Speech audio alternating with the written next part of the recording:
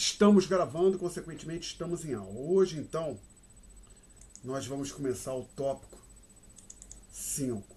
E na aula online a gente tem alguns recursos que a gente não tem na aula presencial. Uma delas que é bem mais fácil jogar aqui na tela o conteúdo das notas de aula e inclusive ficar trocando. Quero deixar aberto esse programinha aqui que eu uso como quadro, o sketchbook. E já não editar a imagem, não, o que eu quero? Janela, palheta de dimensões eu quero aberto. Então, minimizar esse danadinho aqui. Então, nós vamos começar o tópico 5, que nós tínhamos encerrado 4. E a nossa motivação para este tópico é o gráfico 1, que aparece na antepenúltima página deste documento. Então, lá vamos nós. Ele está aqui, só que eu tenho que girá-lo. Então, eu tenho que vir aqui, View, tem Rotate View, Rotate Left. E aí diminuir um pouquinho. Então, o que a gente tem nesse gráfico aqui? A gente tem, isso para o Brasil, tá? Economia brasileira. Temos o IPCA, que é o Índice de Preço Consumidor Aplicado, ou seja, um índice de preços, e a base monetária. São dados mensais de janeiro de 1980 até dezembro de 2018. O IPCA é a linha cheia. A base monetária é a linha pontilhada. E aqui está o primeiro mês 1 é janeiro de 1980. A escala vertical. Então aqui são meses. 1 é janeiro de 1980, o último dezembro de 2018. Na escala vertical, nós temos o logaritmo natural das duas variáveis. A gente já discutimos no tópico 1 por que é conveniente usar o logaritmo natural. Com um pequeno comentário sobre a escala. Eu peguei o IPCA e dividi o IPCA de cada mês pelo IPCA do primeiro mês. Consequentemente, esse IPCA ajustado sai de 1. Então é como se eu tivesse feito a base do índice ser janeiro de 1980, ou seja, o período base janeiro de 1980. E não multipliquei por 100, que lembra índice de preço, a gente multiplica por 100. Eu não deixei saindo de 1. Fiz a mesma coisa com a base monetária. Peguei a base monetária, cada mês dividi pela base monetária de janeiro de 1980, então janeiro de 1980 é igual a 1. Por que isso? Porque, lembra, o logaritmo de 1 é 0. Então, as duas variáveis estão saindo de 0 aqui. Se eu não tivesse feito esse ajuste, possivelmente eu teria uma variável aqui em cima, o gráfico de uma variável aqui em cima da outra lá embaixo. Ficaria mais difícil a gente ver o que está acontecendo. Então, se a gente for olhar, aí já alertar o seguinte fato. Essa quebra aqui, essa mudança de comportamento, quando as duas variáveis passam a crescer de forma bem mais lenta, tanto o IPCA como a base monetária, aquilo ali foi o plano real, julho de 1994, ou seja, essa quina aqui corresponde ao plano real. E olhando aqui, o que a gente tem? As duas variáveis vão andando bem juntinhas, não são exatamente uma em cima da outra, mas olha como você vai andam juntas. Então aqui é uma hora que o preço desacelerou, a base monetária também desacelerou, depois voltou a crescer, o preço já tinha voltado a crescer, vão crescendo. E aqui, ó, já aqui vai, por exemplo, elas separam um pouco.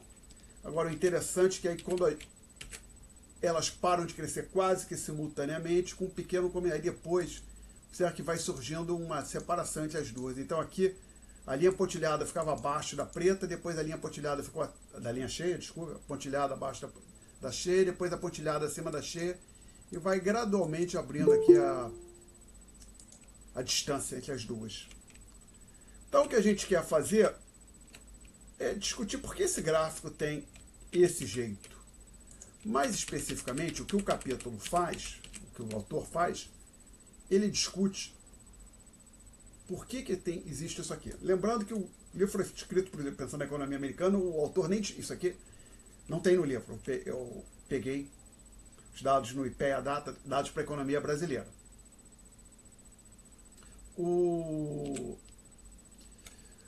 Outra coisa, aí a gente vai discutir rapidamente no final, mas o nosso foco é esse comportamento das duas séries crescendo juntas.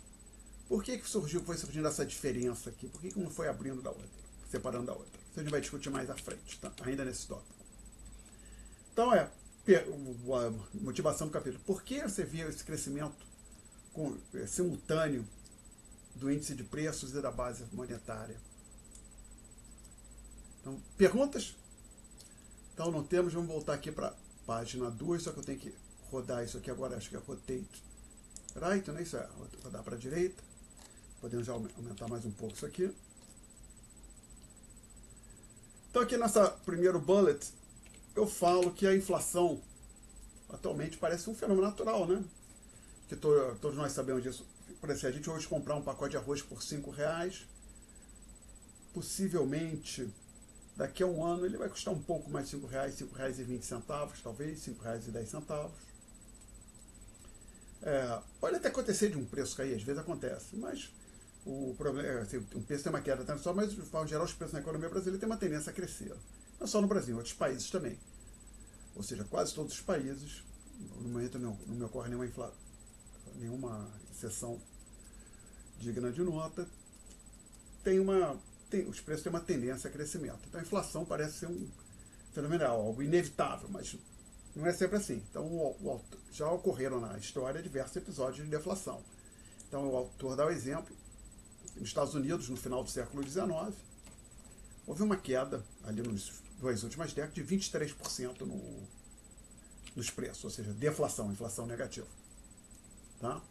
Então, a inflação não é algo inevitável, tem que acontecer, não. Pode ser que sim, pode ser que não. Segundo ponto, outro ponto aqui nesse bullet item. Eu afirmo que, o autor, desculpe, tudo isso foi tirado do livro, senão quase tudo que nas notas de aula a gente tirou do livro. Dado um país, a sua taxa de inflação varia consideravelmente ao longo do tempo. O que o autor está querendo dizer? Escolhe um país qualquer, por exemplo, Reino Unido. Olha os dados de inflação. Você não vai concluir que a inflação do Reino Unido foi 2% ao ano em todos os anos, algo desse tipo. Não.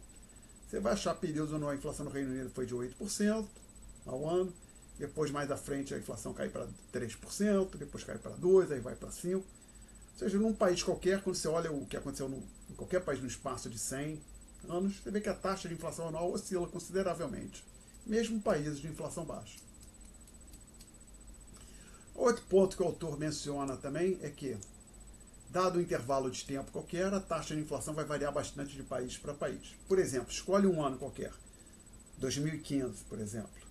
Aí olha, vai num site como o FMI ou Banco Mundial, eles têm lá dados de inflação para vários países. Olha o que foi a inflação nos diversos países do mundo em 2015. Você vai encontrar países com inflação de 1%, 2%, 5%, 10%, 20%, 40%, 100% talvez. Tá? Então, em um dado momento do tempo, a inflação varia muito de um país para o outro. Tá? Então, isso também sugere que existem características específicas de cada país que são relevantes para a determinação da taxa de inflação. Tá? Pergunta, gente? Não? Então vamos continuar avançando. A inflação tem repercussões na arena política. Eu dou aqui alguns exemplos. A derrota do Jimmy Carter nos Estados Unidos foi um fenômeno considerado interessante, dentre outros fatos, porque depois da Segunda Guerra Mundial, o Jimmy Carter foi o primeiro presidente que disputou a reeleição e não teve sucesso. Não foi reeleito. Perdeu para o Ronald Reagan em 1980. A economia americana estava muito mal, inflação lá em cima e desemprego também. Então, muitas pessoas atribuem a derrota do Carter também à inflação elevada. Né? Tinha passado de 10% ao ano, que para o padrão americano é algo muito alto. Outro fenômeno também que alguns autores mencionam é a ascensão do nazismo na Alemanha. Entre a Primeira e a Segunda Guerra Mundial, mas especificamente na década de 20, houve uma hiperinflação muito forte na Alemanha. Depois a gente vai olhar alguns dados da Alemanha, tem isso no livro, a gente vai ver uma coisa absurda, loucura total. Pior do que acontecia no Brasil antes do real. E essa inflação teve impactos econômicos severos, e alguns autores dizem que essa hiperinflação e todos os problemas que surgiram em decorrência ascensão descontrolada dos preços, criou as sementes econômicas para que o nazismo se tornasse um movimento mais popular e acabasse chegando ao poder. E para a gente falar de algo mais próximo da nossa realidade, tem a eleição do ex-presidente Fernando Henrique. Eu coloquei aqui no singular eleição, talvez devesse ter colocado no plural eleições, ou eleição e reeleição. Eleição em 94 e reeleição em 98. O que aconteceu? O Fernando Henrique foi eleito em final de 1994, novembro. Na época, a eleição era em novembro, não em outubro, como é agora. O primeiro turno era no dia 15, desculpa, dia 15, no feriado de 15 de novembro. E as pesquisas eleitorais que vinham sendo divulgadas ao longo do primeiro semestre colocavam o Lula, que agora voltou a ser presidente, como favorito para ganhar possivelmente no primeiro turno. Mas lembre que o Plano Real, a estabilização aconteceu em julho de 1994. O Plano Real não foi só a reforma monetária em julho. Foi a reforma monetária e houve, antes da reforma, ou seja, a reforma monetária foi precedida de várias medidas de controle dos gastos públicos, de saneamento das finanças públicas, ao longo de 1993 e do primeiro semestre de 94. E o ministro da Fazenda do então presidente Itamar Franco era o Fernando Henrique. Aí, quando veio o Plano Real, a inflação foi ao chão de fato e lá ficou. As pessoas ficaram satisfeitas, o público, o eleitorado ficou feliz. E funcionou tão bem o Plano Real, o pessoal do PSDB, que era o partido do Fernando Henrique, pensou, opa, o nosso ministro da Fazenda ficou popular, vamos lançá-lo como candidato a presidente da República, né? E aí o Fernando Henrique saiu do ministério, se lançou candidato, e as pesquisas começaram a dizer, o Fernando Henrique está crescendo, Fernando Henrique passou Lula e acabou que o Fernando Henrique foi eleito no primeiro turno. Posteriormente, em 1998, ele foi reeleito também no primeiro turno. Então, acho que a gente pode dizer que o Plano Real e a estabilização, ou seja, o Brasil ter debelado a inflação, permitiu que o Fernando Henrique fosse eleito e reeleito no primeiro turno. Desde então, nenhum outro candidato ganhou a eleição presidencial no primeiro turno. Alguma pergunta até aqui, gente? Ninguém falou nada, então vou em frente. Bom, então a gente vai agora aqui discutir nesse capítulo o que determina a taxa de inflação no longo prazo. Primeiro, então, tentar deixar claro o que seria esse longo prazo. A gente já discutiu no curso, mas vamos tentar deixar esse ponto claro.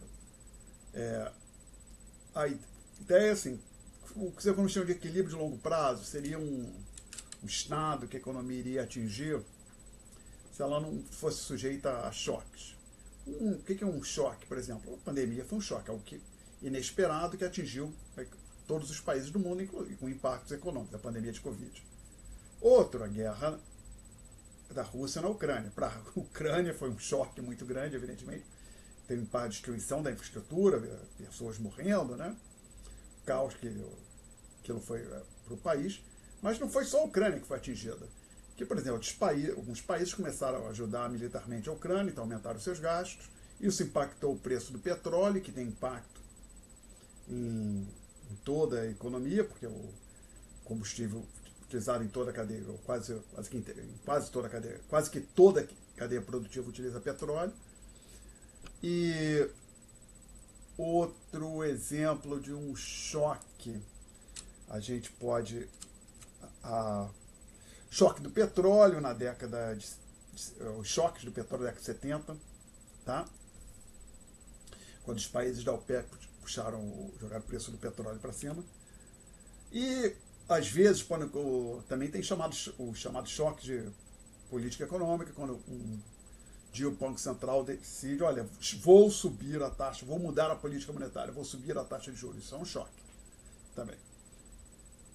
Então, a ideia é que se a economia, vamos pensar no nível de preços. Um dos problemas aqui nesse quadro, entre aspas, é que eu tenho muita dificuldade de desenhar uma linha reta. Então, supõe que aqui tivesse tempo, seria meses. Aí que a trajetória dos preços fosse algo assim, desse tipo, de um índice de preço, por exemplo, IPCA. tá? Algo desse tipo. Não gostei, deixa eu tentar fazer ele com mais oscilações, espera aí.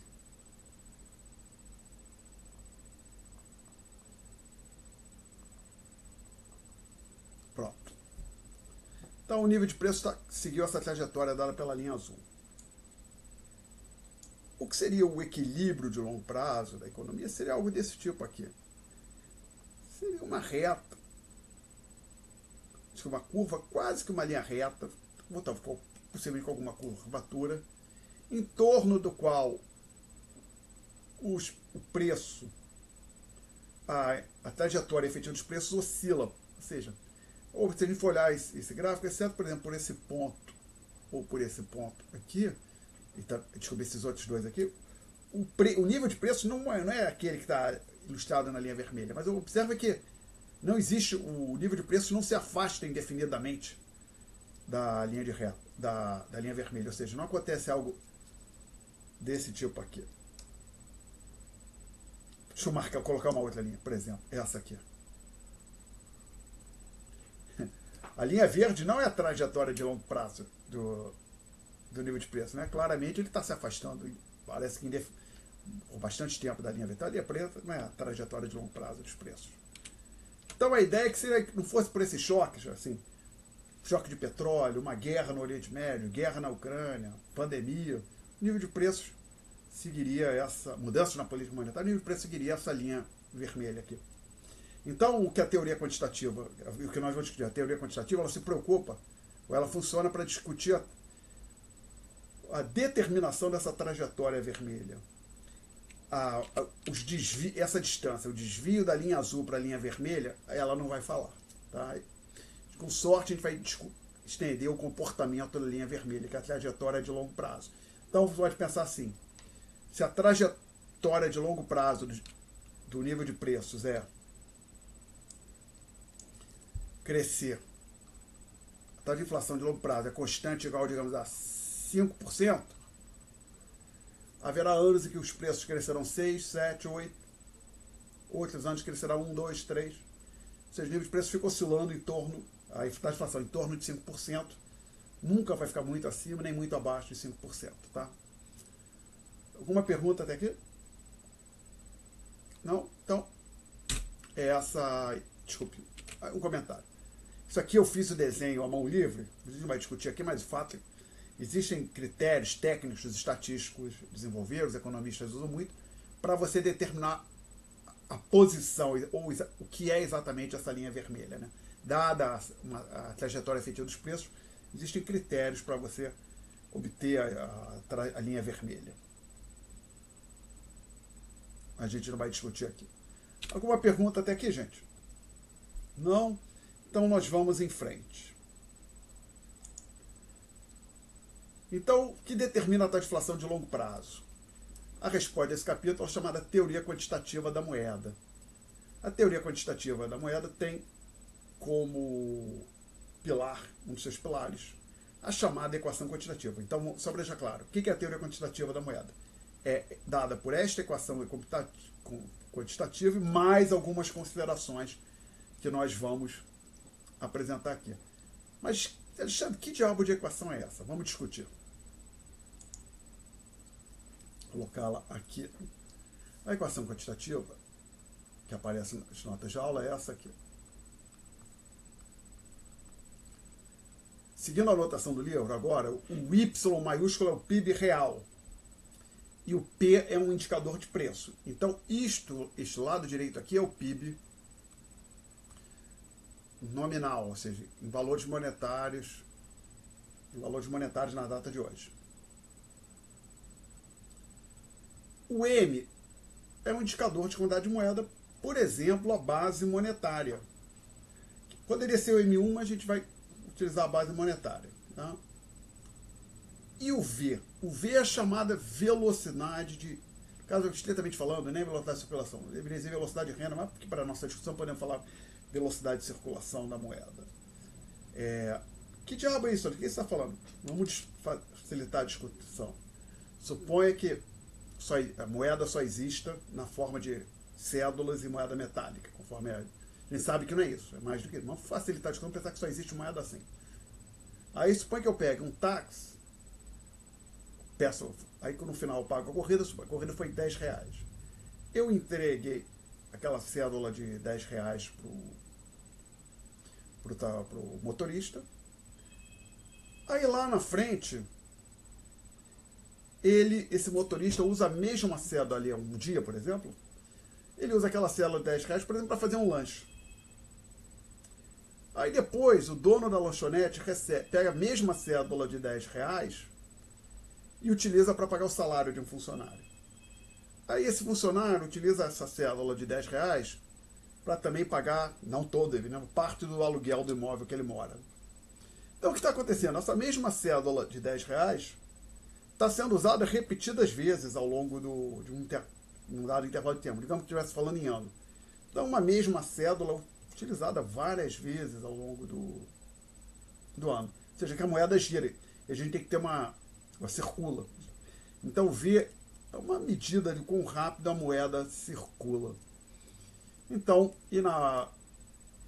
na prática, como é que isso é calculado, Alexandre? Vamos então entender. Eu quero, por exemplo, digamos assim, que você gostou dessa equação e quer botar cada uma das 4 variáveis numa planilha de Excel. Os dados, por exemplo, anuais de 2001 a 2020 para a economia brasileira. Ora, o PIB você pega no IBGE. Você vai pegar o PIB nominal, o PIB real, o deflator de preços. Então, você acha esse PIB nominal e também acha PIB real. E a separação de PIB real e o deflator sem problema nenhum no site, no IBGE ou num site como IPEA-Data. Este outro sujeito aqui, a base monetária, o Banco Central, tem essa informação disponível, não é difícil localizar no site do Banco Central. E o V, até na verdade, eu acho que, se não me falha a memória, o Banco Central divulga as estimativas dele de V. Mas o que acontece na prática é o seguinte, é que ao V você calcula da seguinte forma, você pega o PIB nominal no IBGE, pega o indicador o valor da base monetária no Banco Central, faz essa conta aqui e calcula o V. E o V vai ser isso. Você acha o V por resíduo. Bom, aí você vai olhar, mas peraí, qual é a graça disso? Você calcula o V daquela forma. Aqui. Bom, você calculou, você pegou o dado do PIB nominal, pegou o dado da base monetária, calculou o V dessa forma. É claro que isso aqui vai ser satisfeito. Qual é a graça disso? Realmente vai ser satisfeito de maneira trivial. Só que a coisa não é tão simples. Tem um detalhe aqui. Essa variável V, que a gente calcula, como eu falei, por resíduo, estou avaliando essa fração, os economistas se dedicam a estudar o comportamento dela. Então, basicamente, eles vão tentar fazer coisas do tipo, tentar escrever aqui embaixo, dizer, quem é o V? O V é uma constante A mais 0,01 vezes a taxa de inflação menos 0,002 a quarta potência vezes o Y, que o Y é o PIB real, tá? E, basicamente, os economistas às vezes concluem, olha, esse V até que dá pra gente dizer, não é um valor estável, mas é uma relação, ele depende de algumas poucas variáveis econômicas. Isso, inclusive, quem chegou a essa conclusão foi o economista Milton Friedman, tá? Então você consegue, se vê que aparentemente é simplesmente algo que você calcula, um resíduo estatístico, você, na verdade, você consegue verificar que ele, de fato, se relaciona com outras variáveis econômicas, como, por exemplo, taxa de inflação e renda real, PIB real. Bom, dito isso, então, como eu falei, a equação quantitativa, chamada teoria quantitativa, ela é composta pela equação quantitativa, que é trivialmente verdade, mais algumas coisas que a gente vai discutir. Uma delas é que, por exemplo, o V, pelo menos no longo prazo, ou seja, naquele equilíbrio que a economia nunca atinge, mas circula em torno de, o V é constante, ou quase que constante. Aí a gente vai poder falar alguma coisa sobre o nível de preços mais à frente. Perguntas? Ok, vou apagar o quadro, a menos que alguém se oponha. tá? Falar um pouco mais. Então eu digo aqui sobre a chamada resposta do capítulo. O livro diz que a resposta é a teoria quantitativa da moeda. Vamos tentar entender. Vamos lá. Já antecipando o que a gente vai discutir. A equação quantitativa é essa aqui. Você pode resolver para P e dizer o seguinte, que P é igual a V dividido por Y vezes o N. Né? E aí, basicamente, olha, o P vai ser dado por essa equação. Mas agora que tem um ponto, vamos lá, tentar entender. Suponha, senhores, tentar entender esse ponto, é isso que eu vou falar agora, que eu tenho como objetivo discutir o comportamento de uma variável X qualquer. Aí eu digo, olha, eu sei que, olha, estudei a beça, o comportamento de X e concluí que o X se relaciona com uma outra variável aqui, que eu vou chamar de Z, de acordo com esta regra aqui. Para que eu diga que o A e o B são números positivos, que eu saiba, consigo dizer, A e B são números positivos, eu até digo o valor. A igual a 0,5, B igual a 0,7, uma coisa assim. Mas lembre, meu objetivo original era de entender o comportamento ou a determinação do X.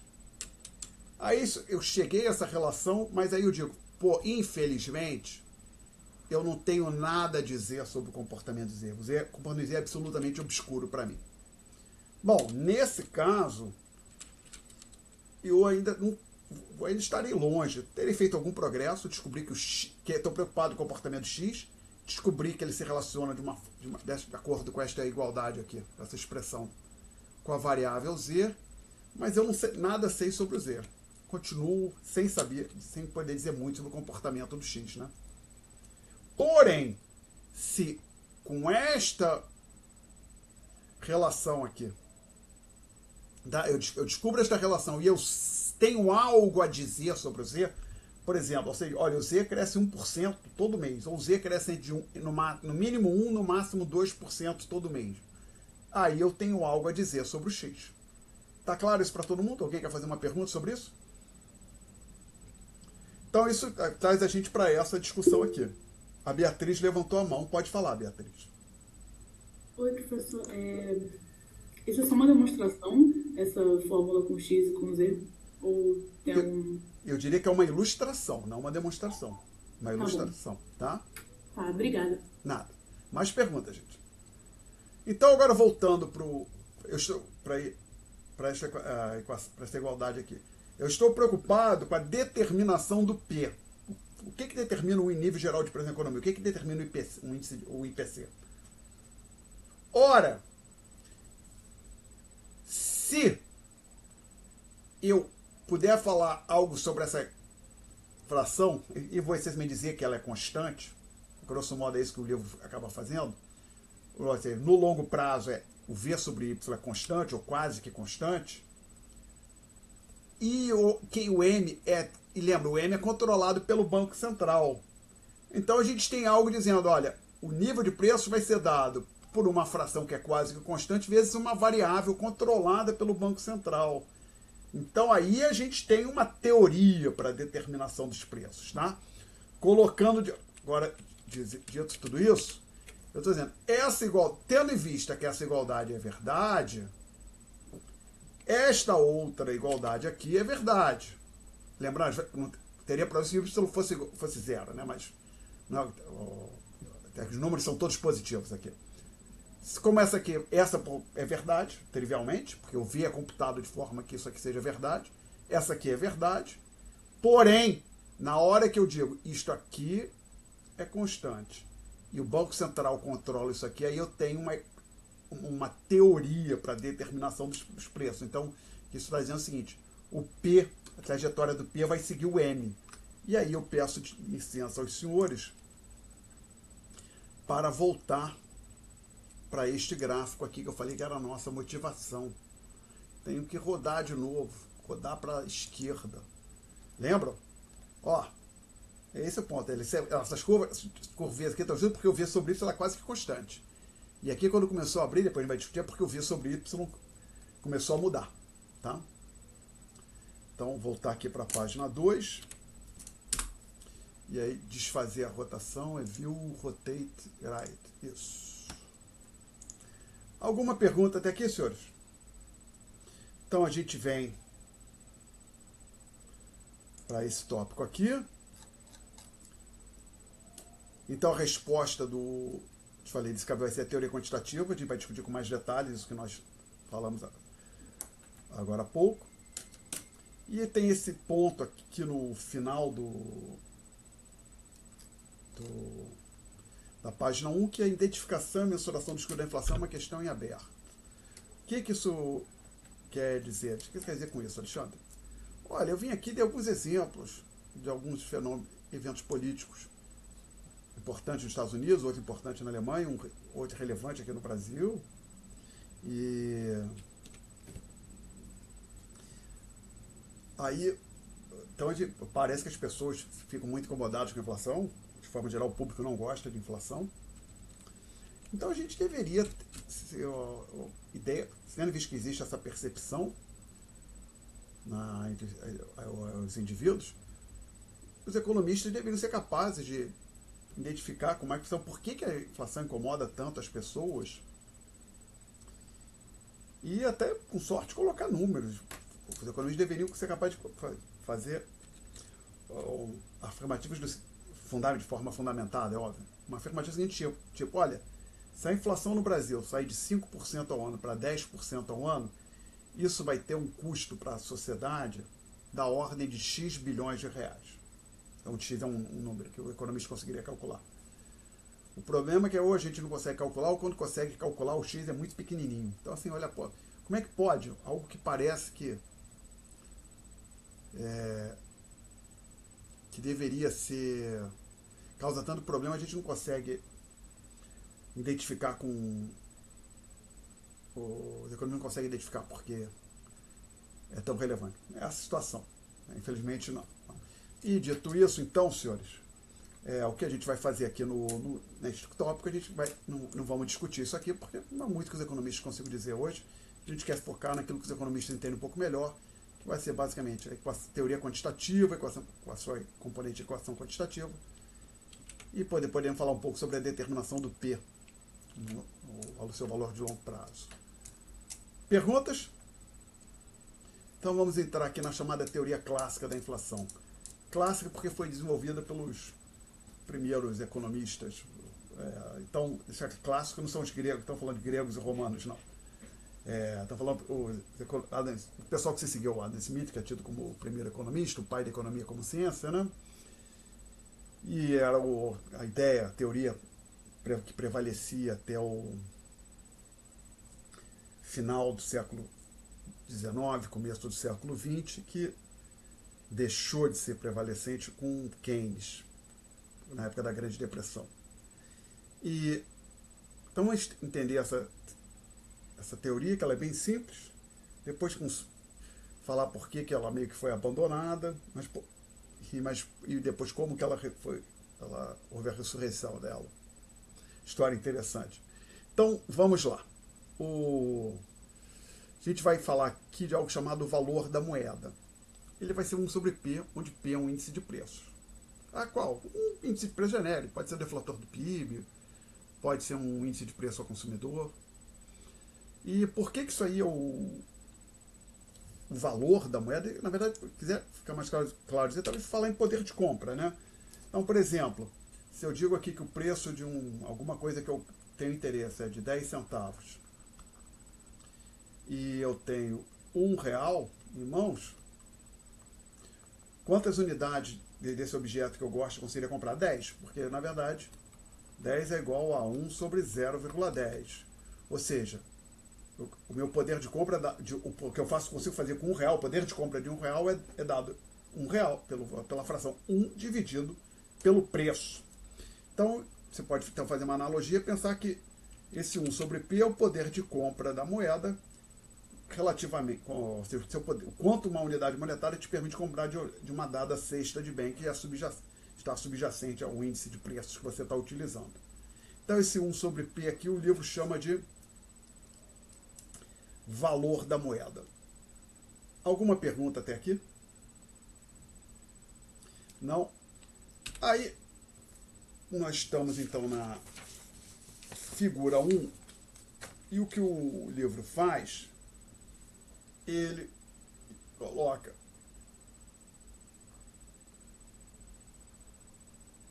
no eixo horizontal M, então quer dizer, você está mencionando a quantidade de moeda que existe na economia. No eixo vertical, o livro vai colocar o que ele chama de valor da moeda, essa razão 1 sobre P. E aí ele coloca uma curva D, dizendo, tem que dizer assim, demanda por moeda, ou seja, o quanto de moeda as pessoas desejam carregar. É essa expressão que os economistas usam carregar. Ou seja, carregar quer dizer ter na carteira, ter parado na conta corrente, né, dependendo do seu conceito de moeda.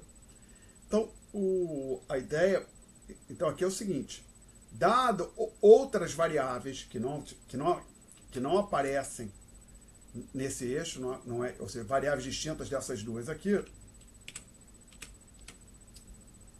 a relação entre o que os consumidores querem, quantidade de moeda que eles querem carregar, essa fração sobre P, é decrescente. Por que seria decrescente? Vamos tentar ilustrar isso da seguinte maneira. Suponha que isso aqui, vamos olhar algo desse tipo aqui, 4. A moeda consegue comprar o poder de compra de uma unidade monetária é 4, ou seja, o P é igual a 0,25. Aí digamos que aqui fosse 10. Aí o que acontece se o valor da moeda cair, por exemplo, para 8? Desculpe, hein? Pelo amor de Deus, hein, Alexandre? Cair para 2, né? Lá em cima é 4, então aqui é 2. Ai, ai, isso vai para o YouTube, hein? Ainda bem que eu corrigi. Menos mal. Então vamos lá. Estou dizendo, dado outras variáveis da economia, uma delas, que depois a gente vai discutir, o PIB. Lembra, o PIB também é uma medida de renda da sociedade. As pessoas queriam carregar 10, digamos que fosse 10 bilhões de reais. Aí esse 1 sobre P caiu para 2. O valor da moeda caiu, ou seja, se for inclusive pensar aqui, ó, então associado a essa linha, o P é igual a 0,25, tá? Para dar 1 sobre 0,25 é igual a 4. E aqui o P é igual a 0,5. Então, está dizendo o seguinte, o nível de preço da economia dobrou. E estão mantendo as outras variáveis constantes, entre essas outras variáveis, uma delas é o PIB real. Ora, mas se a renda real, o que as pessoas têm de poder de compra para utilizar, ficou constante, elas deveriam então querer mais moeda, né? Porque antes o poder de compra de uma unidade monetária é 4, agora é 2, então eu vou querer mais moeda. Você poderia até fazer um argumento e dizer que teria que ser exatamente o dobro. Ao 2 você associar o número 20. A gente nem precisa. A única coisa que eu colocar 20. A única coisa que é interessante, que interessa pra gente, é que na hora que o 1 sobre P cai, as pessoas antes queriam carregar uma quantidade, digamos 10, agora eles querem carregar algo maior do que 10. Aí a gente pode estender essa discussão para todos os pontos daqui, ó, e na verdade está dizendo o seguinte, existe uma relação decrescente entre o valor da moeda e a quantidade de moeda que os agentes, ou seja, desejam carregar, ou seja, a quantidade de moeda que a sociedade demanda, que ela deseja ter em mãos. Perguntas até aqui? Não? Então a gente avança mais um pouco, volta propriamente o gráfico para a figura 1.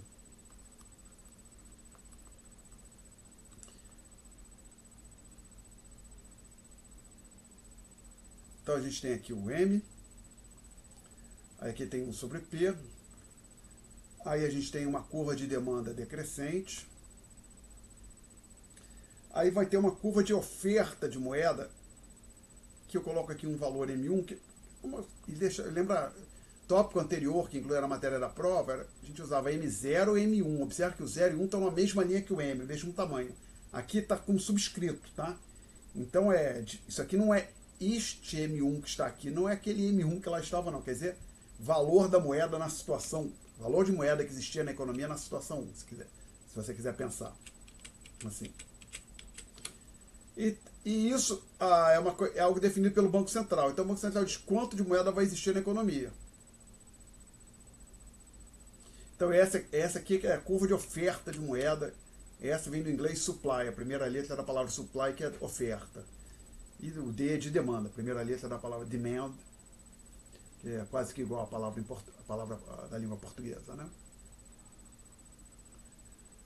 Então temos equilíbrio aqui nesse ponto que eu estou chamando de A1. Tá? Aqui as duas curvas se cruzam. E somente para essa fração aqui, que eu vou chamar de 1 sobre P1, então tem o nível de preço P1, que corresponde a esse valor aqui do eixo. Você tem que a quantidade de moeda que as pessoas desejam carregar é exatamente a mesma que o Banco Central colocou na economia, ofertou, que está disponível na economia, tá? Alguma pergunta até aqui? Não? Então vamos olhar o que eu tenho nas notas de aula. Então eu tenho essencialmente a figura 1, que é aquela que estava lá no quadro. Aí eu digo, a segunda escala adotada no livro é desnecessário. O que é isso, Alexandre? Só vocês entenderem que o livro coloca, vou botar aqui em vermelho, uma outra escala aqui desse lado. Uma linha, deveria ser uma linha reta. Desculpe, mas como eu falei, eu tenho dificuldade de fazer linha reta aqui nesse canto.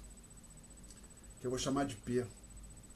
Desculpa, o livro chama, ele mede o P. Então a ideia é que, então aqui seria o P1, tá?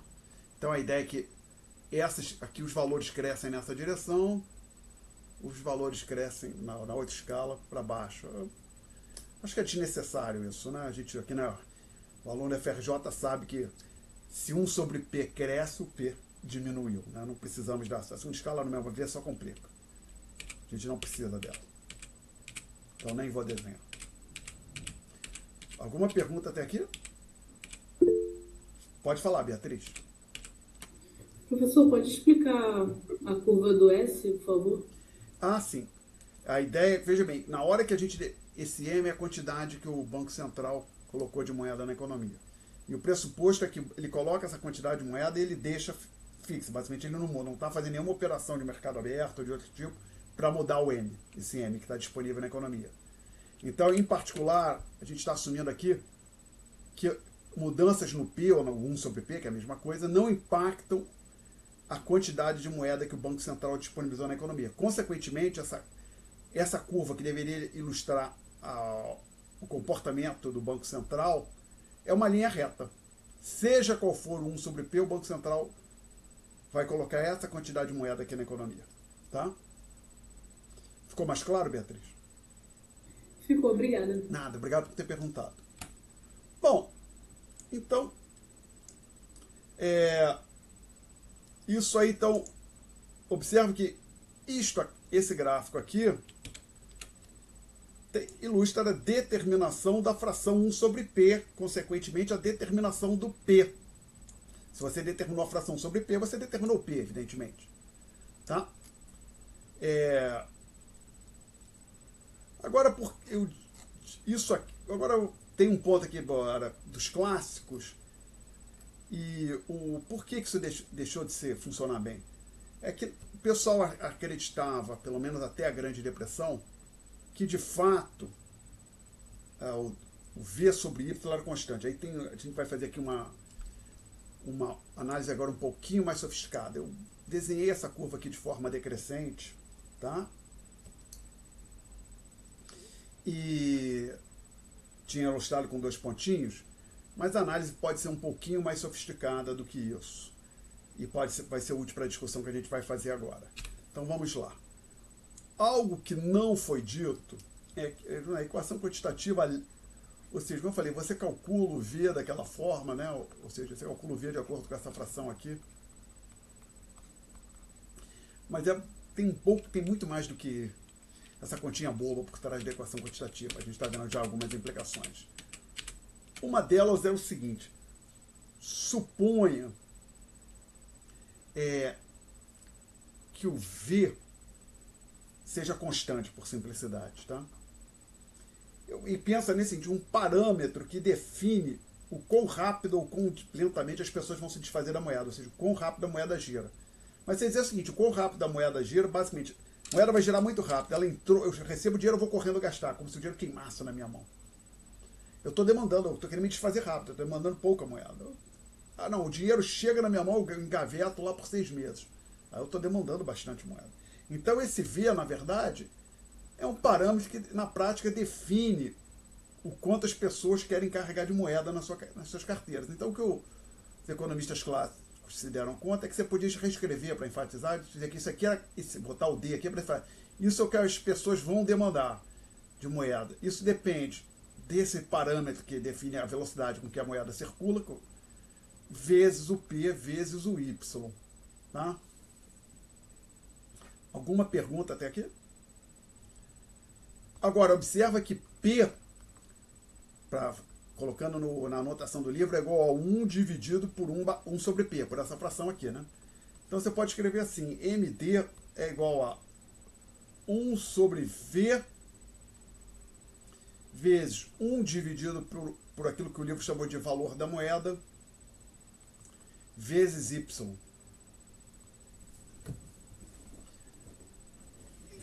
Tá? E aí, então, se você assume que o V é constante e que o Y é essencialmente constante, você tem já uma teoria para determinação da demanda por moeda, que era basicamente era isso que estava por trás desse gráfico. O que começou a dar confusão é que se fazia sentido assumir que o V era constante até a Grande Depressão, na época da Grande Depressão, não é. Tem alguma coisa, o V está variando demais. Aí isso deixou de funcionar, esse gráfico, ou seja, deixou de funcionar.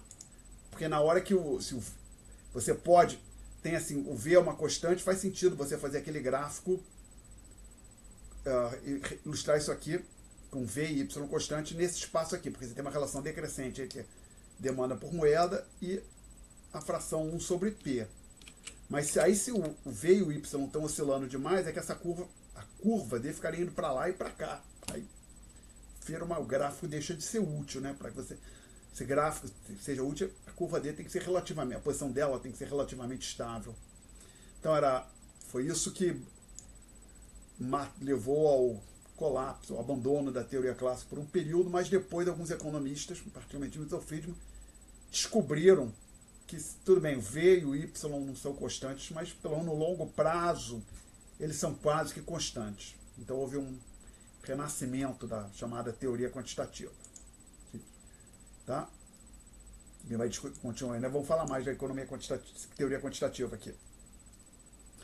Então agora a gente quer utilizar esse gráfico aqui para discutir os efeitos de uma injeção monetária ou de uma expansão, ou seja, o governo injeta, o governo coloca mais moeda na economia. Por exemplo, o Banco Central faz uma operação de mercado aberto e ele compra títulos da dívida pública. Então ele pega títulos dos bancos e entrega reserva de moeda para os bancos. A gente ilustra isso com a figura 2. Vamos botar essa figura 2 aqui no quadro. Então aqui seria a figura 2. Então aqui 1 sobre P. M. Então aqui o M1. Aqui é a oferta de moeda na situação inicial. Aí a curva D. Temos o equilíbrio inicial a 1, um certo valor para o nível de preço, que eu vou chamar de P1. Aí o Banco Central faz uma operação de mercado aberto, expande a quantidade de moeda na economia, ou seja, ele compra títulos públicos, ou seja, ele recebe títulos dos bancos e entrega moeda para os bancos. Então a oferta de moeda passa de M1 para M2 e a curva de oferta de moeda então se desloca para a direita. Surge um novo ponto de equilíbrio, que eu vou chamar de A2, Então a gente vê que o nível de preços passa a assumir um valor que eu vou chamar de P2. A gente olhando aqui para a escala da esquerda, né? Claramente tem uma queda no valor da fração, 1 sobre P. Consequentemente, a gente tem uma elevação no P. Uma pergunta até aqui? Aí, então a conclusão, há uma elevação do P. Aí eu digo, é preciso explicar o gráfico, ver o apêndice, isso de novo, né? Já tinha na P1, vai ter na P2, e a gente vai refazer, discutir de novo isso, possivelmente pela última vez aqui, no sentido, a última vez que acho que aparece nas notas de aula. Então vamos lá, vamos discutir esse problema da explicação do gráfico aqui no apêndice. Perguntas até aqui? Ah, mas eu fiz muito bem, tá? Peço tenha paciência. Não necessariamente todo mundo que fez a terceira questão foi bem na prova. Então, o que tem nesse apêndice? Sim, isso não tem no livro. Está ocorrendo uma repetição, que a gente já discutiu isso. Sempre que houver um exercício que envolva um gráfico, você vai precisar explicar o gráfico. E eu coloco aqui uma receita de bolo para explicar esse gráfico. Agora, senhores, uma coisa que acontece sensacional aqui no ensino online, eu prefiro o presencial, evidentemente, mas o online tem alguns recursos que a gente não tem no presencial. Um deles é que eu posso sair copiando e colando coisas aqui. Eu demorei um pouco para descobrir isso, mas acabei descobrindo durante a pandemia. Então, eu vou colar esse gráfico aqui. Primeiro tem que colar no Paint. Aí no Paint eu consigo fazer o que eu fiz aqui à esquerda, Ctrl C. Aí eu venho aqui nesse quadro, vou dar um Ctrl colar aqui. Vou dar um colar aqui. Pronto, o gráfico está aqui. Mas não é só isso que eu quero colar aqui, não. Quero colar... Ah, desculpe. Eu queria colar mais algumas coisas. Não fiz isso muito legal, não. Tem que diminuir aqui um pouquinho. Quero botar a explicação. Quero junto o gráfico e a sua explicação. Então vamos lá. Print screen. Então tem que voltar aqui para o Paint. Colar tudo de novo. Colar. Aí vem aqui, Ctrl C, agora sim, editar, colar. Ok, consegui colar tudo, agora tem algo a mais que eu quero colar aqui também. O roteirinho, print screen.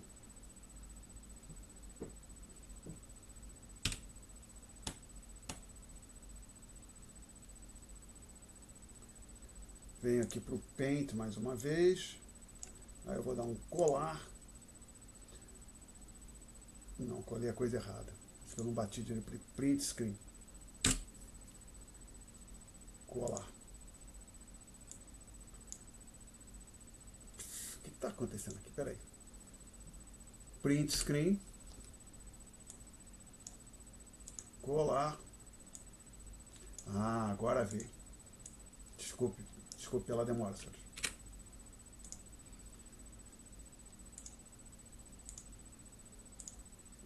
Editar, colar. Ok, então aqui está o nosso roteirinho.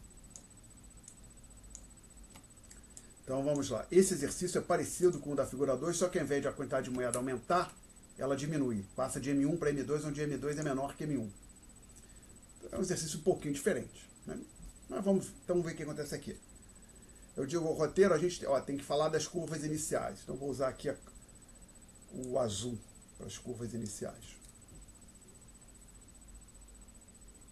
Então vamos ver o que acontece. A demanda por moeda é descrita pela curva D. No tocante à oferta, na situação inicial, ou seja, antes da contração monetária, ela é ilustrada pela curva S1. Então aqui encerra a discussão do ponto 1. Desculpa, qual é o ponto 2 do roteiro? Fala do equilíbrio inicial. Vou usar o vermelho para isso.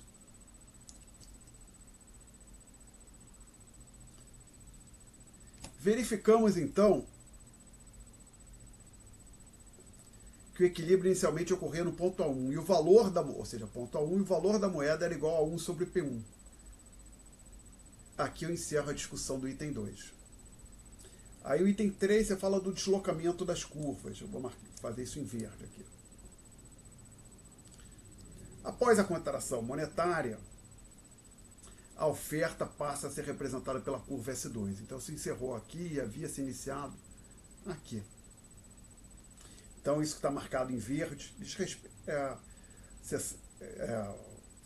esse pequeno trecho foi colocado na explicação para lidar com o item 3, onde sugere-se que o aluno discuta o deslocamento das curvas. O item 4, que eu vou marcar agora com cinza escuro, com preto, perdão.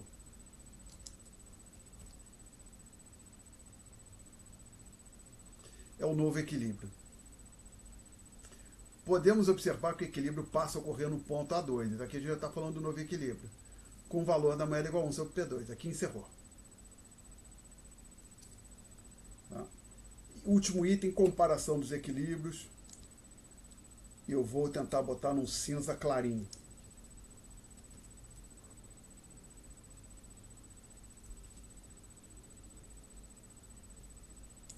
Esse cinza clarinho, vocês estão conseguindo ver? Ainda? Sim. Tá, obrigado. Então, comparação dos equilíbrios. Como 1 sobre P2 maior que 1 sobre P1, concluímos que P2 menor que Q1, que P1 logo ocorreu uma queda no nível de preço. É isso aqui. Tá? Então, essa é a ideia da explicação do gráfico. Perguntas sobre isso, senhores? Não? Então vamos voltar aqui para as notas de aula. Vou diminuir, voltar aqui para... Professor, pode voltar lá, por favor, rapidinho? Aqui? Isso, só um minuto. Tá. Pronto, obrigada. Nada. Lembrando que se tudo correr como planejado, isso vai para o YouTube, mas é melhor anotar também, né? Agora eu venho para cá, desculpe, para cá, esse aqui, tópico 5 no PDF. Então a gente volta para a página 2.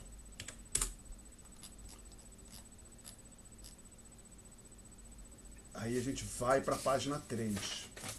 O que acontecerá se o Y crescer? Um outro exercício, não tem um gráfico, a gente vai fazer aqui. Então, aqui vai ser algo engraçado. Eu bati no botão delete, apagou, mas esse aqui eu não consigo apagar. Não sei se eu marcar tudo assim, se eu consigo. Deixa eu ver. Não consigo apagar. Não sei porque quando você copia e cola alguma coisa, depois copia e cola outro trecho, o primeiro trecho que você copiou e colou, ele fica travado aqui no... Eu não consigo apagar. A maneira que esse programa funciona. Então é mais fácil, a solução que eu criei foi abrir um novo. Não quero salvar, desculpe. Arquivo novo. Quer salvar? Não. Ok, abro um programinha novo. Quer dizer, um novo file. Bom, a gente abriu então um novo e a gente vai discutir o exercício. Estamos falando de... Desculpa, aqui eu tenho que ser... Tem algo errado aqui. Ok, tá certo agora, tá na caneta. O que acontece quando o PIB real aumenta? Lembrando, agora é importante, não vai dizer que o governo aumentou o PIB, mas assim, alguma coisa aconteceu que o PIB da economia vai ficar maior. Por exemplo, se estivesse falando de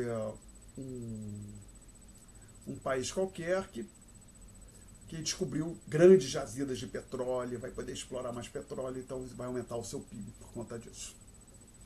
Ou então houve uma grande novidade tecnológica, uma grande inovação tecnológica, vai fazer o PIB do país crescer mais. Ou, por exemplo, falando de um país como a Ucrânia, que está vivendo uma guerra, consegue fazer um acordo de paz, a guerra acaba, isso tende a fazer com que, se antes a expectativa de que o PIB fosse baixo, ele estava na infraestrutura, que a economia começa a se recuperar. Então, a ideia aqui é o seguinte, nesse exercício.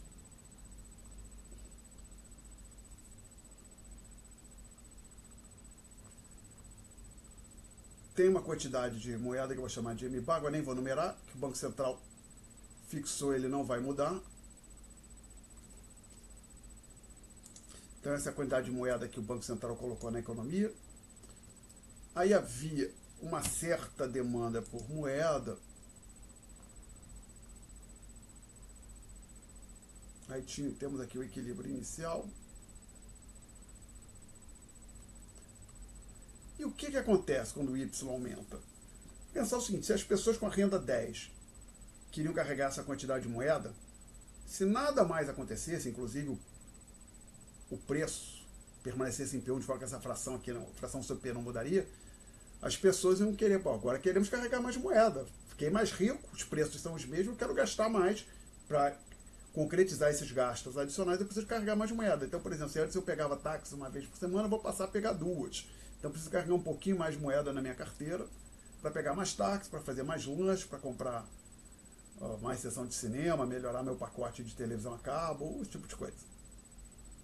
Então, se o nível de preço não mudar, as pessoas queriam uma quantidade de moeda maior que semi-barra. Então, a nova curva de demanda por moeda, que interessa para a nossa discussão, é que ela fica à direita da curva anterior.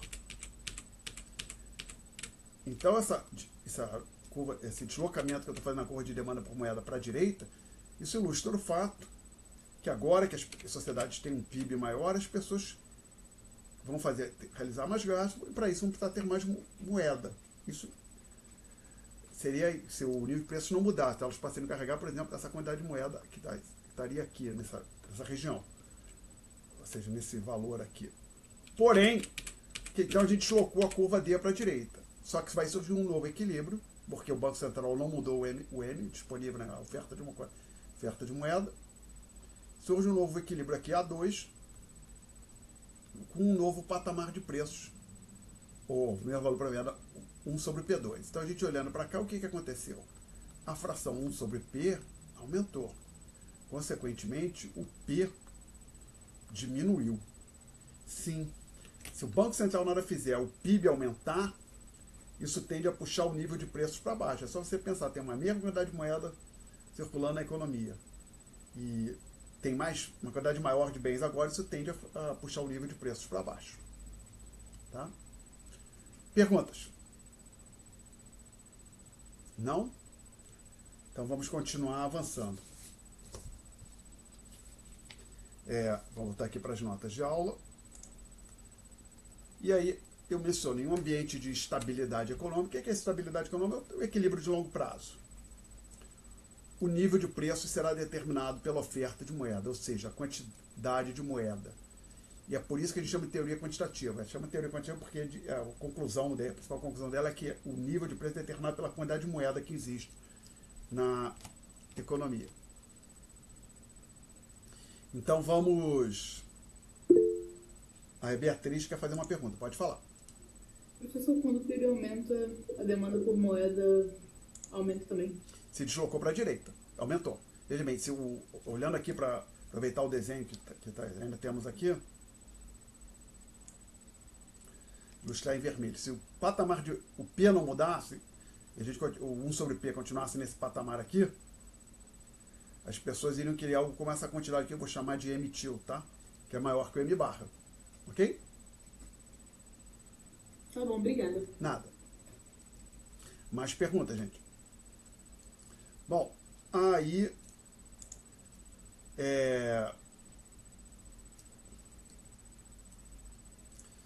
eu digo, no presente contexto, estabilidade econômica requer que Y e V variem a taxas aproximadamente constantes. Então a gente já falou disso hoje, mas vamos voltar a falar, que é um ponto importante. Então vamos lá. A gente pega a equação quantitativa.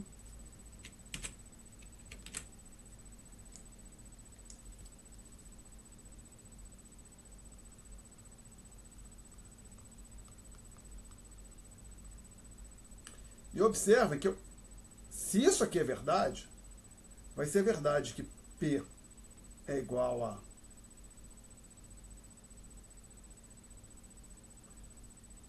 V sobre Y vezes M.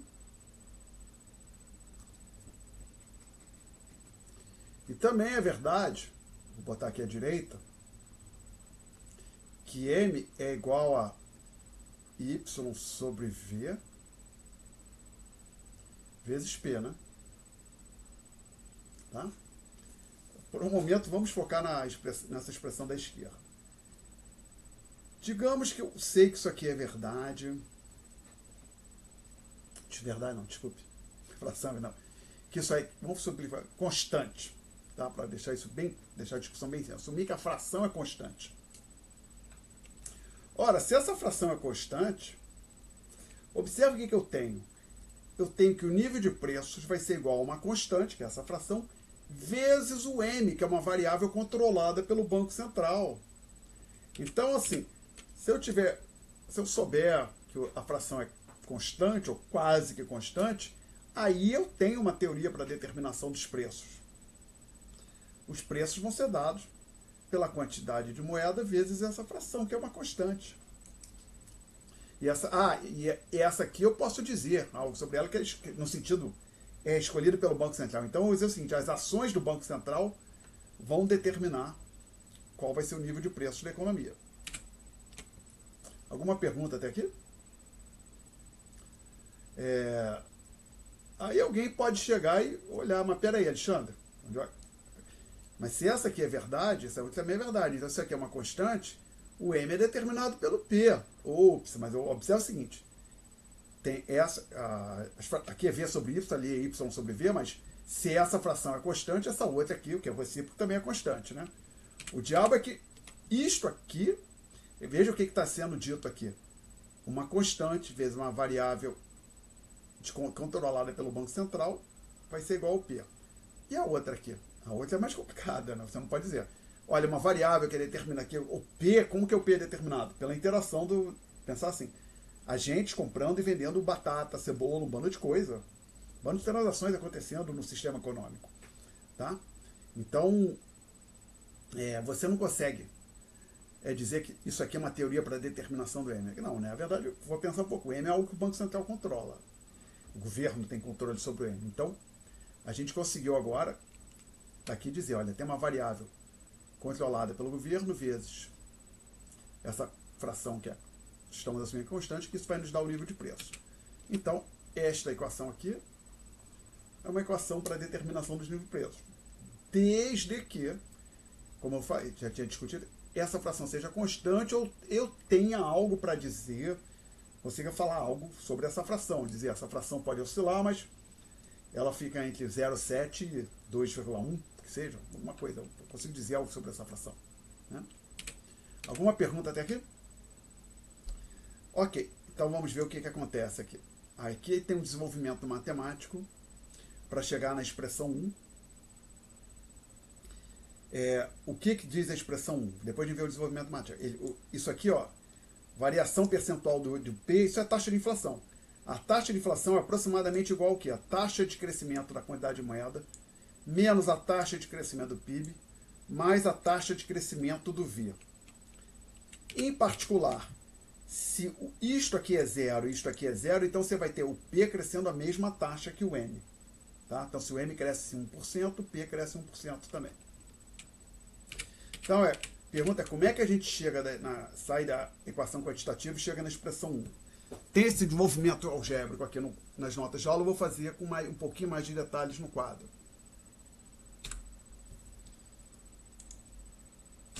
Então, como que acontece? Eu pego a equação quantitativa, que é pura e simplesmente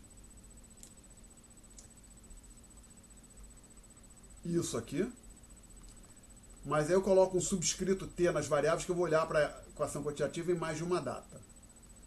Aí eu tenho um direito que eu tenho, como as variáveis aqui são todas positivas, eu posso aplicar o logaritmo dos dois lados, e lembrando, o logaritmo natural aqui, vale para qualquer logaritmo, mas o logaritmo natural é melhor, porque a variação do logaritmo natural é aproximadamente a taxa de variação percentual. Então isso aqui é verdade. Aí tem uma propriedade dos logaritmos, ou quando se A e B são números positivos, você pode escrever isso aqui. O logaritmo do produto é igual à soma dos logaritmos. Então eu aplico essa propriedade dos dois lados dessa linha aqui. Então eu tenho ln de mt mais ln de vt é igual a ln de pt mais ln de yt. Isso vale para a data T, T genérico, vale também para a data T mais 1 ou para a data T menos 1. Nas notas de aula usei T menos 1, vou fazer como nas notas de aula.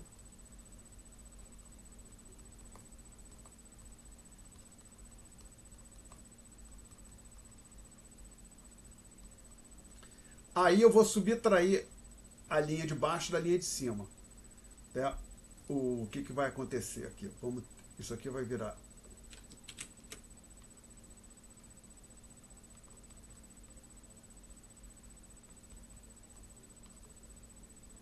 então isso que está em azul é a diferença esse menos esse, mais ln de VT menos ln de VT menos 1. Coloquei entre parênteses nas notas de aula. Coloquei? Sim. Então vou colocar aqui também. Marcar aqui agora em vermelho.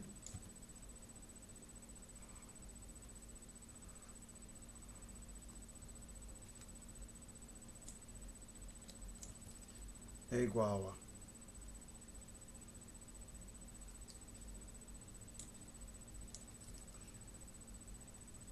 ln de PT menos ln de PT menos 1. Será que não vai caber? Tem pouco espaço ali, vou ter que escrever bem pequeno, hein? Isso é chato. Que agora eu vou mudar aqui a cor para estar verde.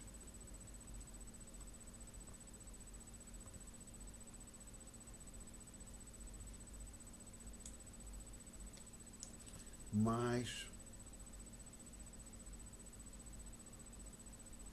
o ln de YT, não, acho que vai caber.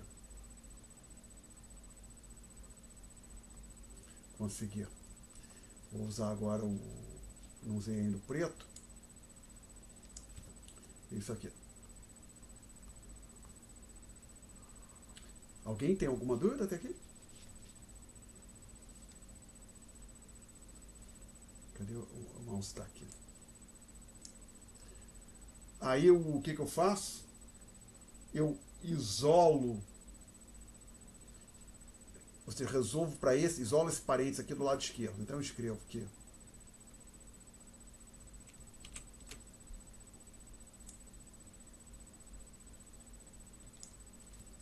O ln de PT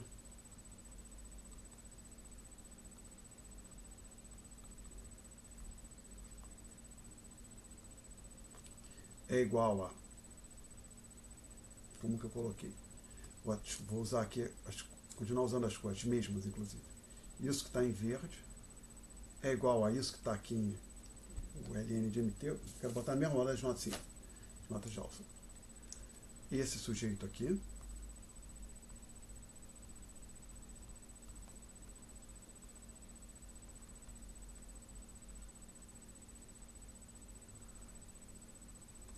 Menos o ln de... Foi YT, seria isso.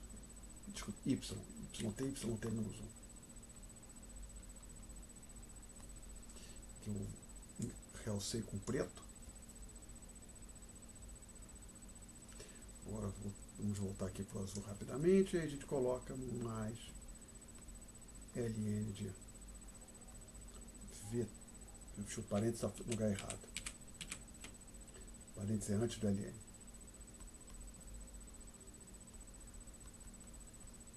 Esse termo a gente tinha sublinhado em vermelho. Ok. Aí eu já tinha mencionado em aula que a variação, por exemplo, isso aqui é aproximadamente a taxa de inflação. A variação do ln de PT menos ln de PT menos 1 é aproximadamente a taxa de inflação ou aproximadamente a variação percentual do P. Então, a gente tem que a variação percentual de P é aproximadamente igual à variação percentual do N menos a variação percentual do Y mais a variação percentual do V. Isso é a expressão 1 das notas de aula. Alguma pergunta até aqui, senhores? Não? Então, vamos lá. Vou apagar isso aqui.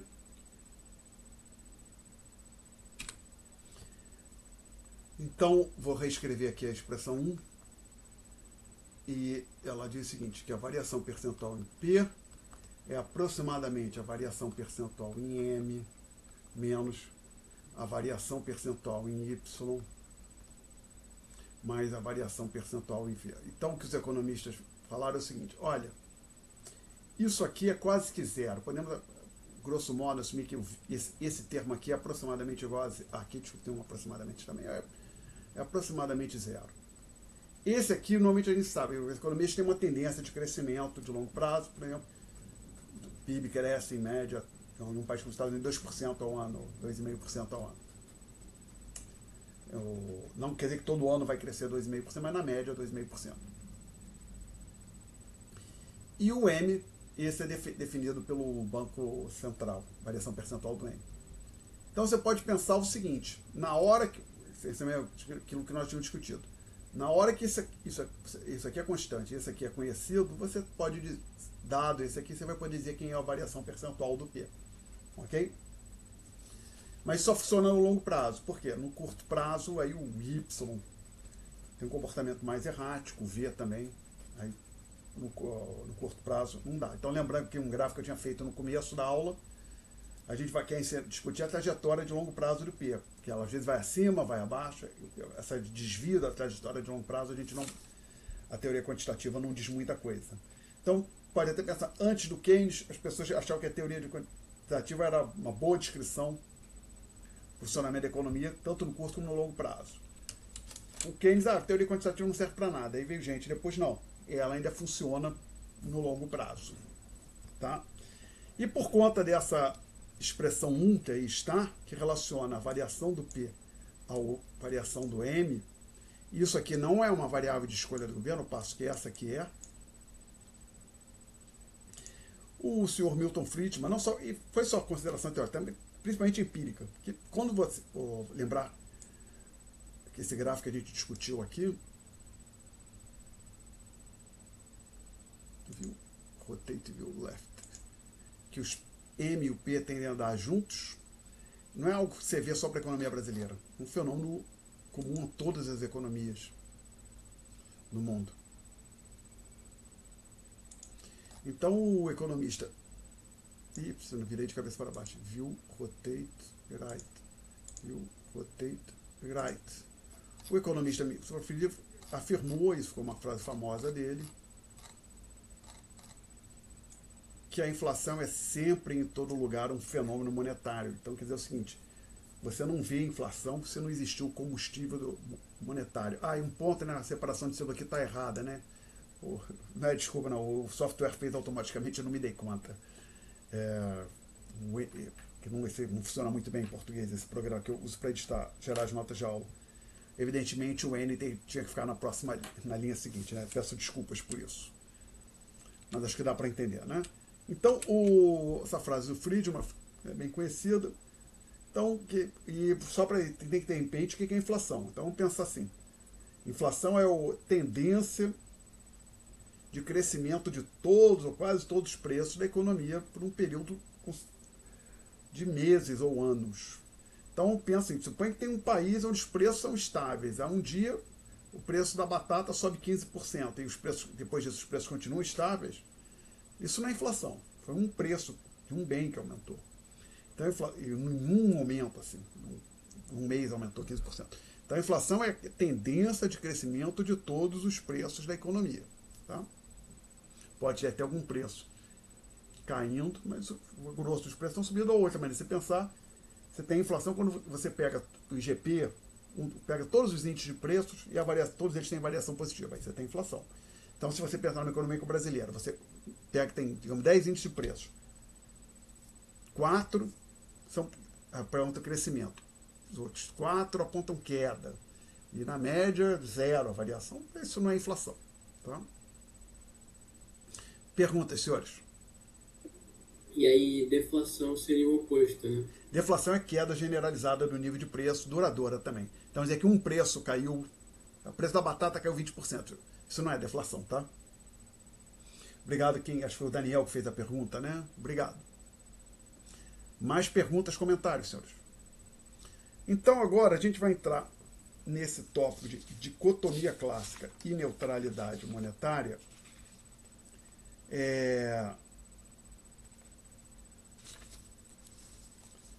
que tem algumas implicações aqui para a gente. Então, dicotomia, divisão em dois grupos, separação em dois grupos. E que separação é essa? Vamos separar as variáveis econômicas em variáveis nominais e reais. As nominais são as variáveis expressas em unidades monetárias. Por exemplo, PIB nominal, preço da batata, salário nominal, que é o salário que a gente ganha. O professor da universidade, o professor de federal ganha 12 mil reais. Dá o salário nominal dele, 12 mil reais.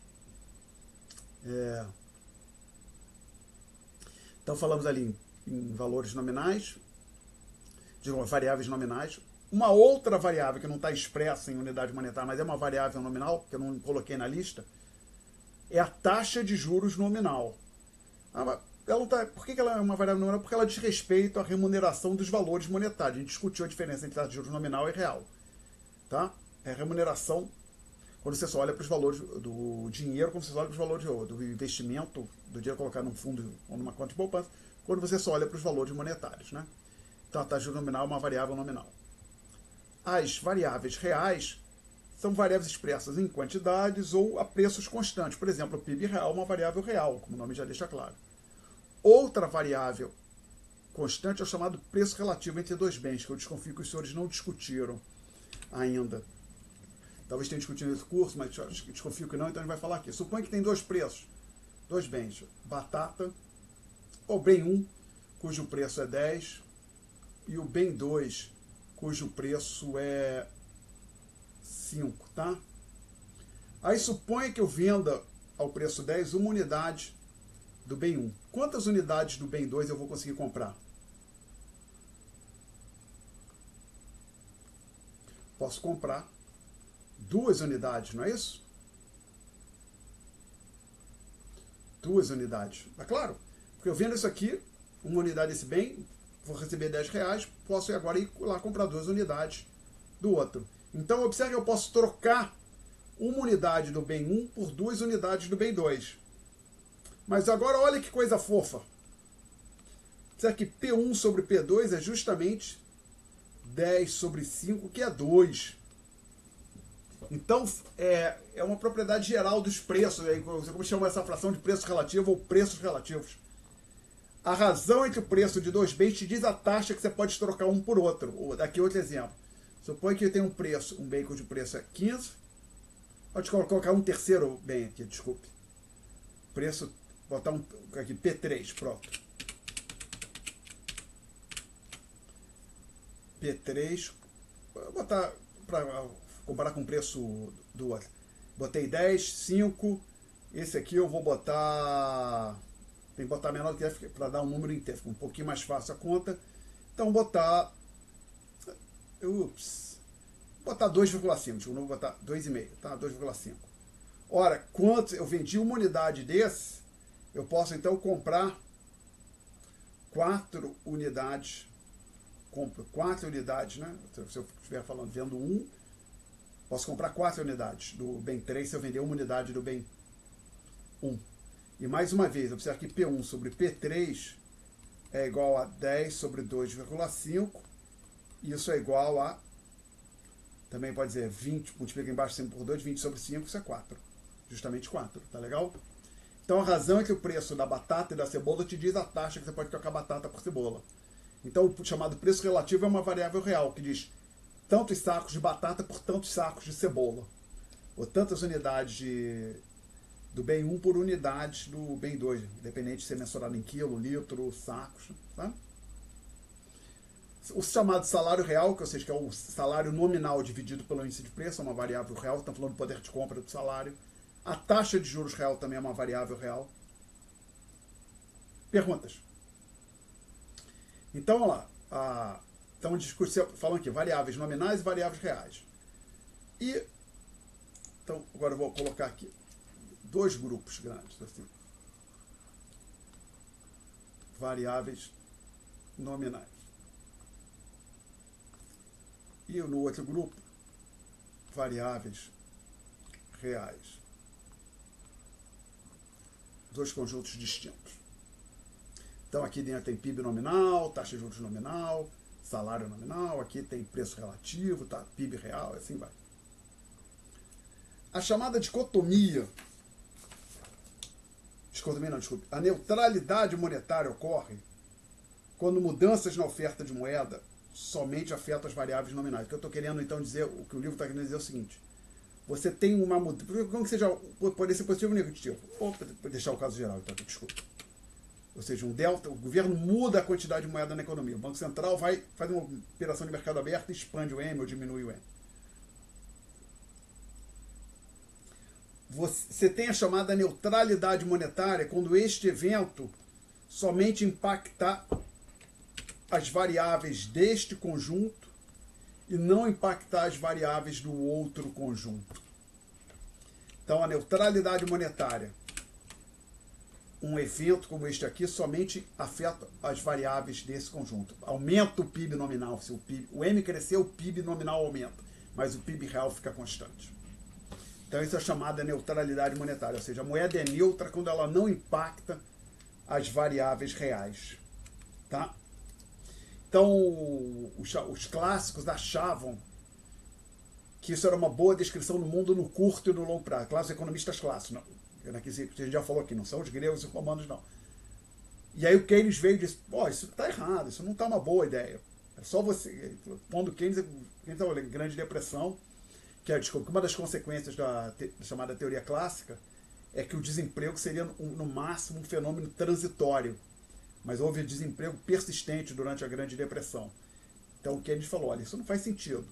Aí o que os economistas depois perceberam é que a chamada teoria clássica era uma descrição razoável do longo prazo. Quando, antes do Keynes, se achava que era uma descrição de curto e longo prazo.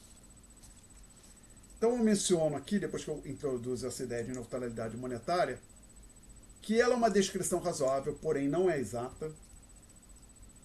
Não adianta fazer como livro, vamos assumir que é assim, do longo prazo.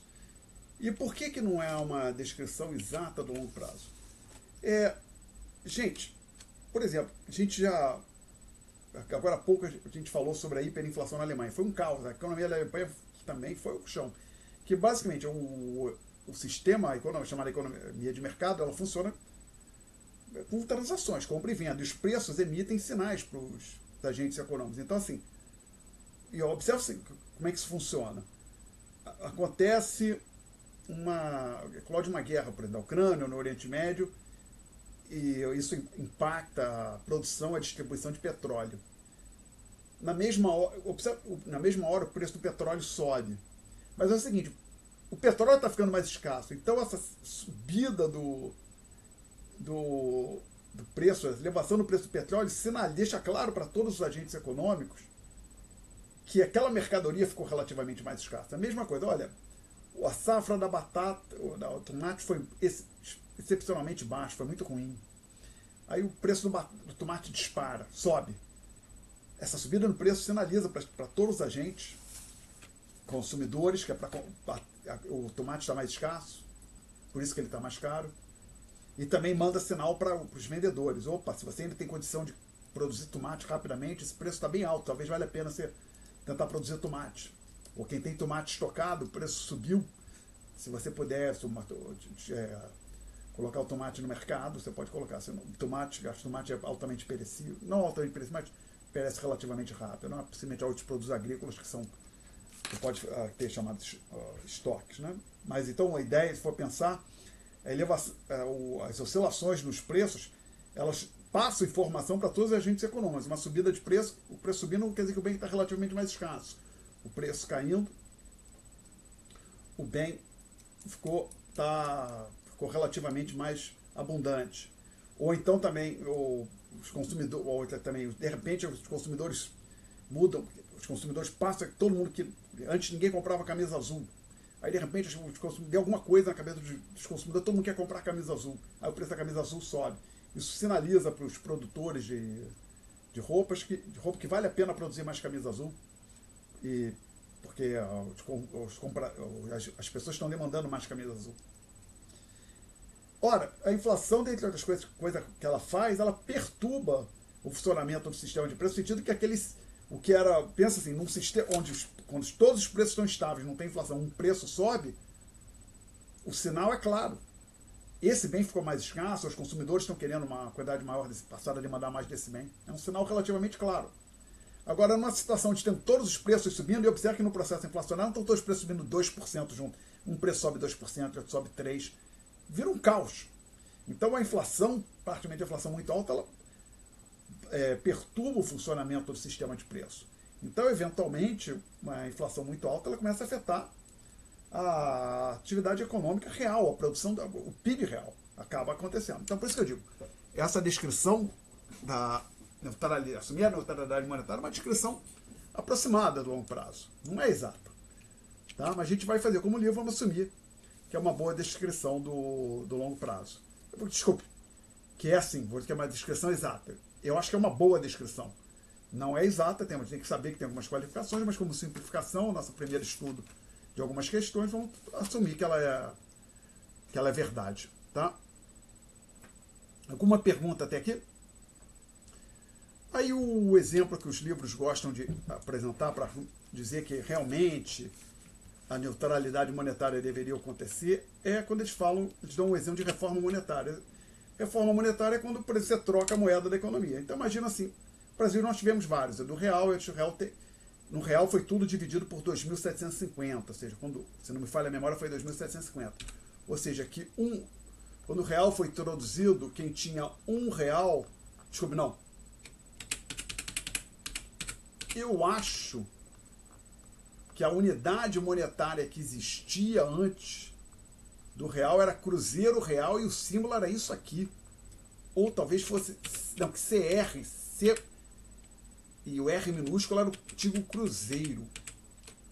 Eu acho que a unidade monetária que nós tínhamos no Brasil antes do real era essa aqui, mas não tenho certeza.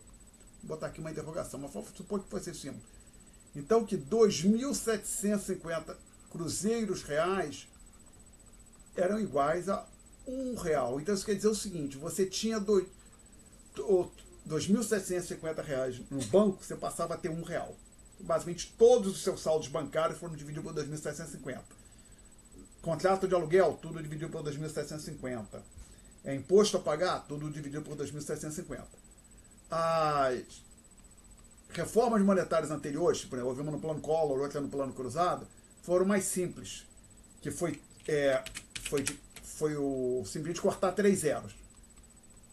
Alguma unidade monetária, que foi a unidade monetária que surgiu, que existia antes, 1.000 unidades monetárias antigas era igual a uma unidade monetária nova. Então era só cortar 3 zeros da moeda, dividir tudo por 1.000.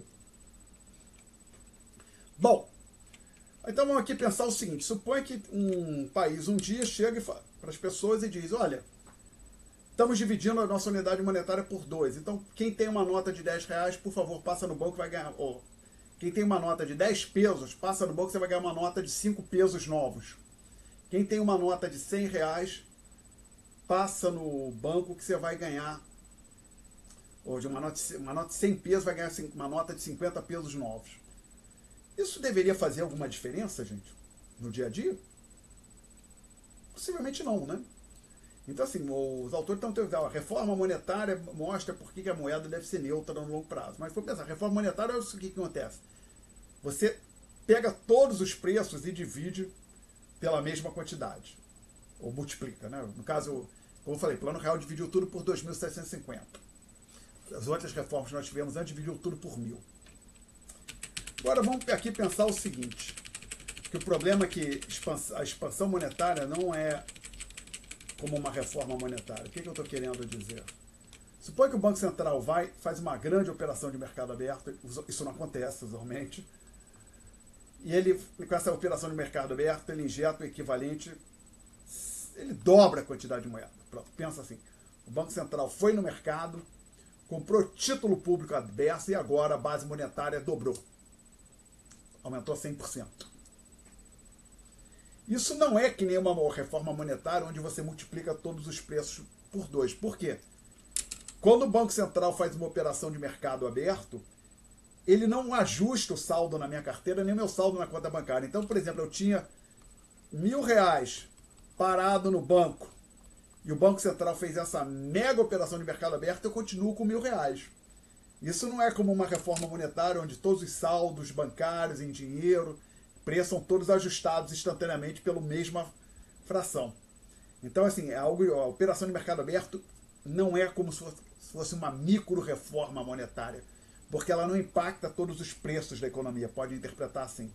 Então, o fato dela não estar impactando todos os preços gera espaço para que ela tenha efeitos reais. Por quê? Porque suponha que isso aqui tenha acontecido de surpresa, eu não sabia que isso ia acontecer. Eu esperava que com esses R$1.000 eu pudesse comprar uma certa quantidade X lá de café expresso. Ora, mas agora que o Banco Central injetou moeda na economia e a gente vai ver isso tende a puxar os preços para cima, agora eu não vou conseguir comprar X, eu só vou conseguir comprar algo como 0,7X ou metade da quantidade de café expresso que eu queria comprar, que eu tinha pensado em comprar com os meus R$1.000, tá? Então, ela não, uma operação de mercado aberto, ela nunca vai ser neutra como uma reforma monetária. Então, você não pode pensar numa operação de mercado aberto como se fosse uma micro reforma monetária. Não, não é. É algo diferente, tá? Perguntas até aqui? E o outro ponto que eu levanto aqui nas notas de aula, que eu falo, olha, a reforma monetária é usualmente neutra, assim, nesse sentido aqui de neutralidade monetária. Olha, multiplica todos os preços por 2, por exemplo, ok. Ou então, no caso, que a gente teve no Brasil, cortar 3 zeros, como tivemos várias vezes antes do Plano Real. Vamos pensar agora o seguinte, Plano Collor, teve aquele confisco, houve a reforma monetária junto com o confisco das poupanças. Suponha que 2 meses depois do Plano Collor, o governo, que era o do Collor ainda, virasse para as pessoas e falasse assim, olha, a gente vai fazer outra reforma monetária. Cortamos 3 zeros, mas agora a gente quer cortar mais 2 zeros. Será que as pessoas ficariam nervosas? O que vocês acham? Possivelmente sim, né? E ficariam, vai ter outro confisco. Aí se as pessoas pensam que assim, essa nova reforma monetária quer dizer que o meu dinheiro vai ser bloqueado, ou o dinheiro no banco vai ser bloqueado, ou o dinheiro que eu tenho na carteira eu não vou poder trocar. Por exemplo, vai dizer, você tem 1.000, o equivalente a 1.000 cruzeiros, sei lá qual era a unidade monetária da época, mas a gente só vai conseguir trocar 200. Os outros 800 você pode jogar fora que você não vai usar. Ou seja, a pessoa associar essa reforma monetária a um novo confisco, o que as pessoas tenderiam a fazer? Sairiam tentando efetuar antecipar suas compras, né? Se desfazer da moeda. E isso tenderia já a puxar os preços da economia para cima imediatamente. Então a reforma monetária não seria neutra. Poderia dar uma explosão, sei lá. Então, para que a reforma monetária seja neutra, ela tem que ser feita de forma não antecipada, ou, se for avisada aos agentes, que os agentes não acreditem que ela vai estar associada a um evento como um confisco de riqueza. Tá? Senão, se eles pensarem nisso, aí a reforma monetária não vai ser neutra, no sentido que haverá impacto sobre variáveis reais. Tá? Perguntas, senhores? Então, nós estamos parando por aqui. Eu agradeço a atenção dos senhores. Eu vou interromper a gravação, que já passamos até do horário.